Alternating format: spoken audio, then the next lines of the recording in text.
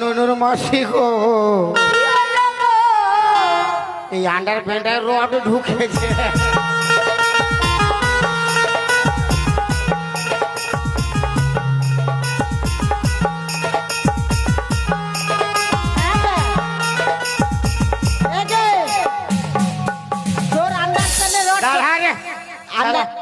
ভাগ্যে শালা কাঁচের লয় বাপ।